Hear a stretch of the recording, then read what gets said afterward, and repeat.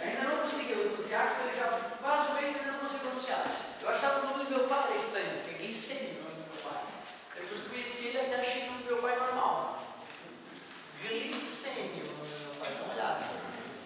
Recebeu, que Deus proteja, né? Ô galerinha, olha só.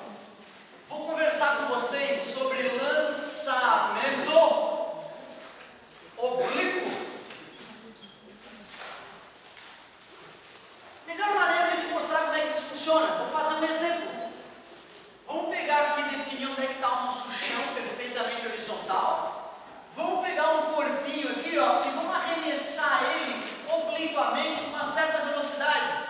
Sei lá, 60 metros por segundo, V0. E eu digo que esse lançamento ocorreu com um ângulo de 37 graus com a horizontal. Eu afirmaria para vocês que o seno de 37 é 0,6, que o cosseno de 37 é 0,8, e te perguntaria um monte de coisas. Quais coisas cabe perguntar numa situação dessa? Tempo? Tempo total?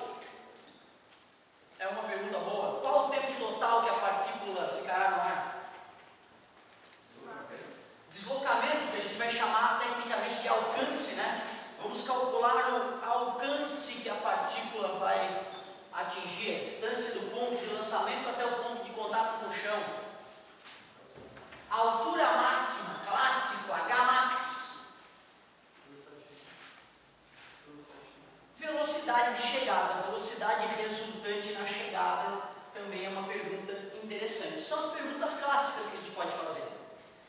O Galileu, como eu te comentei, foi o cara que matou essa charada aí, que conseguiu pegar esse movimento complexo, que é o movimento parabólico, né? E conseguiu separar em dois movimentos fáceis de compreender. Para que a gente consiga entender esse movimento como dois movimentos fáceis de entender, o primeiro processo, decompor essa velocidade inicial. Eu vou descobrir qual é a V0x e vou descobrir qual é a V0y. Quando eu fizer essa decomposição, meu querido, eu vou ignorar o fato de o corpo estar se movendo obliquamente, parabolicamente. Eu vou considerar aí que ocorreram dois movimentos separados. Um movimento de lançamento vertical com a velocidade y. E outro movimento uniforme na horizontal com a velocidade V0x.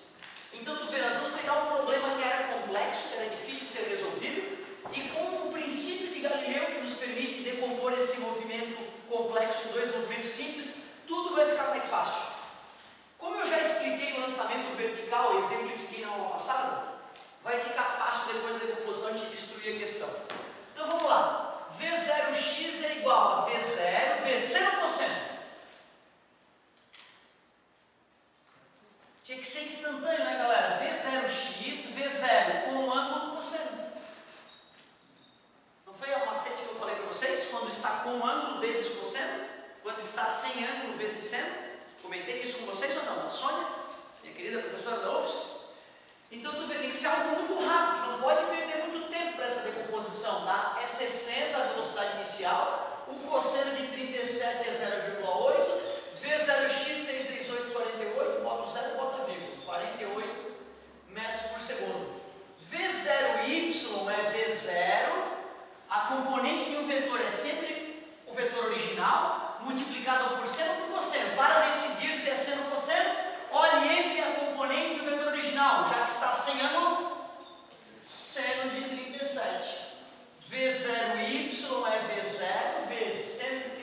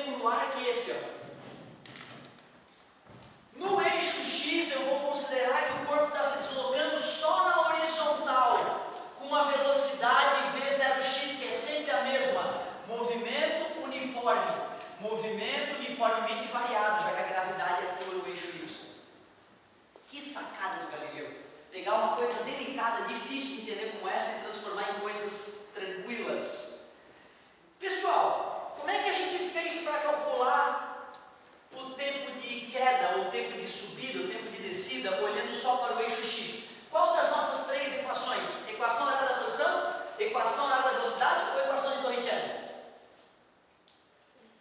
Pode ser, lembrem-se, não tenham medo de errar, não tenham medo de copiar a equação e tentar. Vamos tentar. Velocidade final, lá na parte mais alta, 0, obrigado. Velocidade inicial, 36 ao quadrado, mais 2 vezes. Se eu disse que para cima é mais, a gravidade que eu estou para baixo é menos 10 metros por segundo quadrado. Ó, não vai dar o tempo, jamais já vai dar a altura máxima. Então foi bom, foi bom. 36 vezes 36, a única parte chata, 6 vezes 6, 36, 18, 9, 20, 21, 3 vezes 6, 18 foi 1, 9 mais 1, 10, 6, 9, 2, 1. Mais fácil, menos 1296 é igual a menos 20 delta D. Está multiplicando, passa menos 1296 dividido por menos 20 é a distância que o cara subiu. A distância que o cara subiu ficou, tá certo aquela multiplicação ali? 18 foi 1, 9, 10, fechou? Vamos dividir por 2 então. Daria 648. 648, vou botar vírgula. Já que eu dividi por 20, não por 2. 645 mais 3 metros. Então tu vê, eu pedi tempo. A colega chutou Torricelli. Não saiu o tempo, mas saiu H max. Descobrimos que altura máxima esse corpo atinge. Sei que esse corpo vai atingir uma altura máxima ali de 64,8 metros. Tu vê, né, cara? Eu não precisei levar em consideração a velocidade horizontal para calcular isso. Os movimentos são independentes. Os movimentos na horizontal e na vertical são independentes. Isso chama-se princípio de Galileu. Bom, não foi o tempo, mas já matamos uma. Agora vamos lá, vamos achar o tempo que ele demora para atingir a altura máxima. Uma das equações confortáveis é a equação horária da velocidade. Lá no alto a galera já concordou que ele para de subir, a velocidade é momentaneamente 0. No início ele foi lançado com 36 metros por segundo.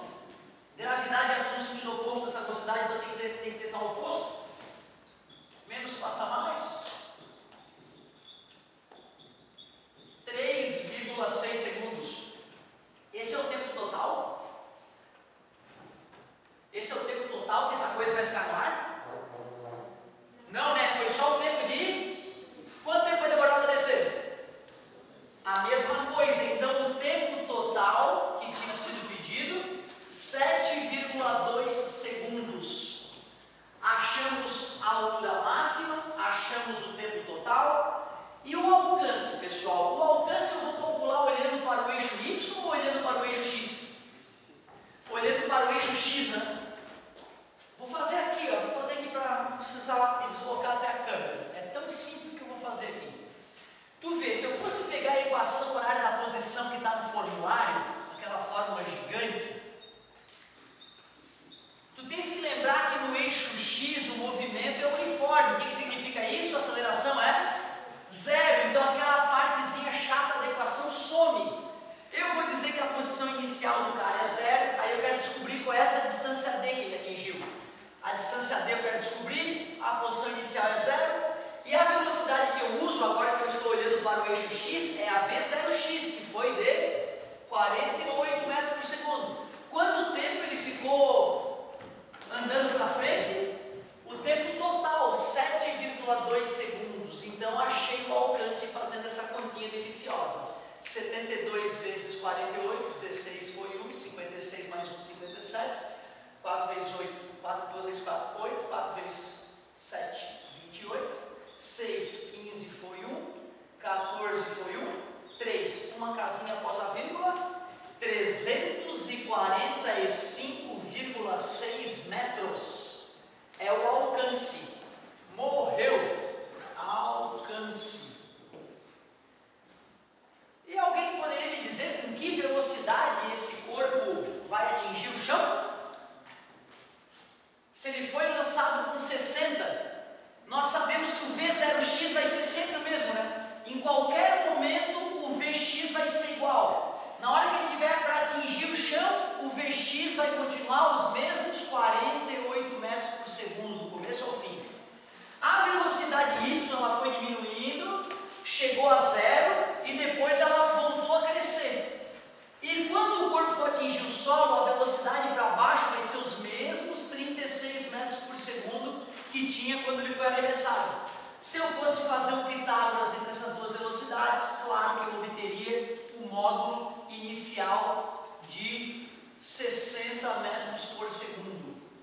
Eu posso dizer que a velocidade é exatamente a mesma? Velocidade é uma grandeza escalar ou vetorial?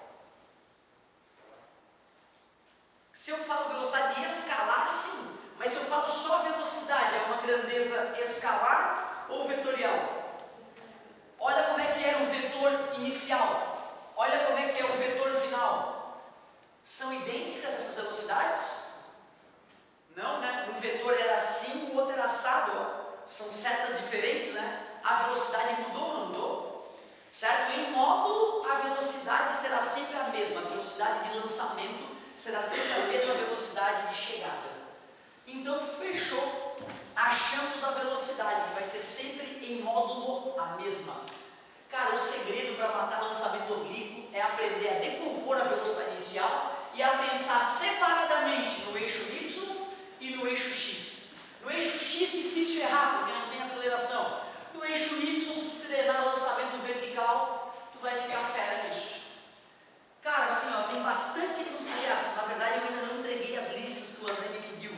Eu só fiz 2 listas com 40 exercícios, uma de eletrostática e uma de cinemática. Nessa de cinemática já tem um monte de questão bonita de movimento oblíquo, mas eu não sei quanto tempo vai demorar para essas listas chegarem até vocês.